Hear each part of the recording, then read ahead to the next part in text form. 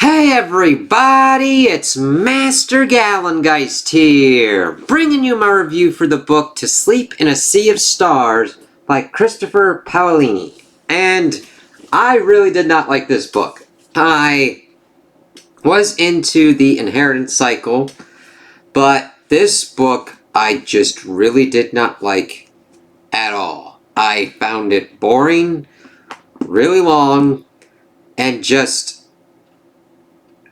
it didn't. I don't mind inspiration from certain kind of sci-fi stories and things going on, but it just felt like copying certain kind of stuff like Alien, and other kind of stuff, like trying to make a Star Wars-esque kind of thing out of the Wallfish crew, and it just felt overly mechanical in trying to go point A to point B, and of the execution feeling very kind of mechanic, and this happened, and this happened, and training montage, okay. And then time frame wise for certain things, which just like didn't make much sense to me on certain things. It's just, this is like 826 or some pages, and then it had like an addendum or whatnot. I didn't even really go much into it because I'm like, whatever. So, we follow a xenobiologist named Kira Navarez, who is on this planet Adrestia, and they're pretty much getting it set up to become a colony. And she has to go check this one thing out before they're leaving, and stumbles upon this weird shit from this alien thing. It's like, what the fuck? So they kind of get her out. Her one colleague was kind of with her, and they're trying to see what's kind of going on. The UMC, is, which is the governing body, has sent out a ship to kind of see what's kind of going on for like biocontaminants and everything, because this would have been like another kind of big discovery. The other one being this like great beacon thing of this kind of ancient civilization. Well, shit starts to go kind of weird with her one colleague, and she spits out this one thing, and then she's got this other thing on her, and it then kind of becomes this kind of suit, which we learn is, well, she calls it the soft blade for most of it, but then calls it the seed at the end. And she accidentally kills her crew. She gets pretty much tested by the UMC before evidently other aliens invade, and she tries to escape, and she's able to, but like a part of her damaged suit gets like thrown off as well, which becomes important later on because evidently it merges with this one doctor who was torturing her and this other alien, and creates this creature called the Maw that wants to spread essentially like space zombies. Like, it's like the Flood, except it's even more unclear how it was kind of created. It's like, okay, whereas the Flood has more of a kind of more concrete timeline and creation, and more of an understanding of what's kind of going on. Whereas this, she was trying to escape from this ship, and like she accidentally shot some spikes and shit with the suit, and it like latched onto these things, two people, fused them, and it's like, now we've got this like eldritch kind of monstrosity thing. But it's just, what? Because that becomes important later on, because she then has to pretty much, she can't go into cryo, so she kind of hibernates until it takes a couple months for her to get to 61 Cygni. And we're like, the war, it's getting really kind of bad. And then she gets taken in by the Wallfish crew, and then we get the nightmare things, which are the kind of Maw things that are trying to spread and everything, and the Graspers, because they have another name, but like that's what the seed calls it.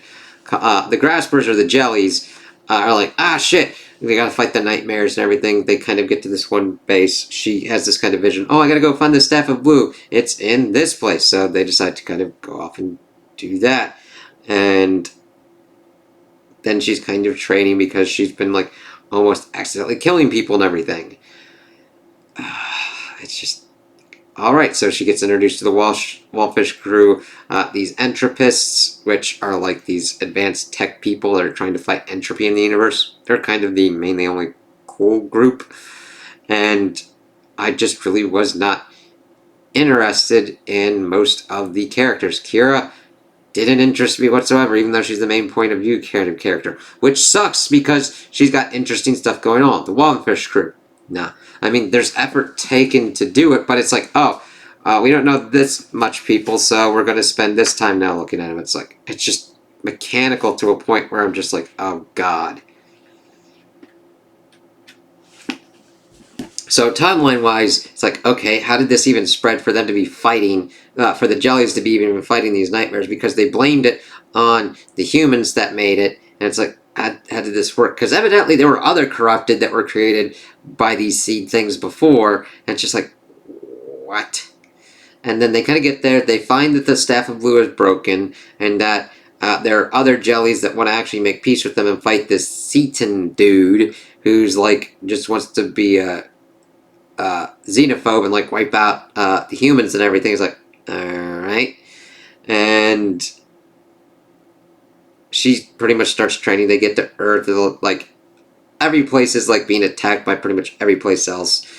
Most of the politics I could really give a crap about because it just isn't really that interesting, which is kind of weird because I love the Expanse for the different kind of politics between Earth, Mars, the Belt, and then like the Ionian Empire. Ionian Empire?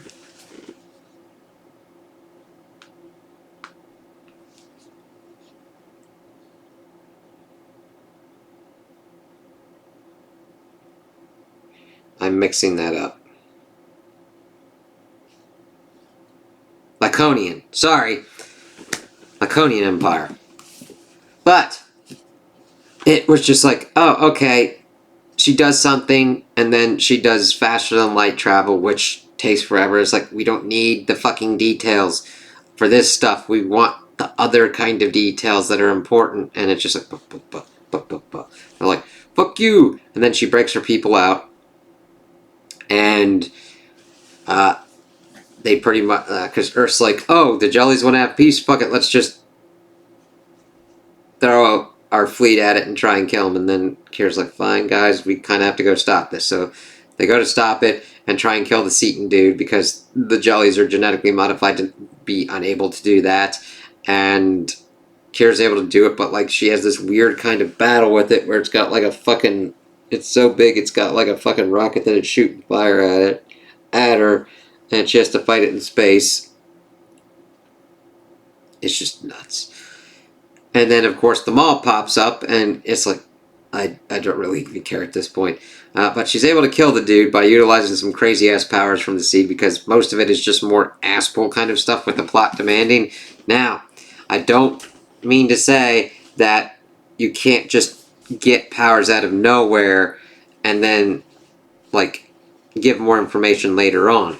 It becomes a problem when it's just like, oh, okay, you've put them in a position where they have to just do an ass pull to get out, and the plot demands that they need that ass pull. And it's like, whatever.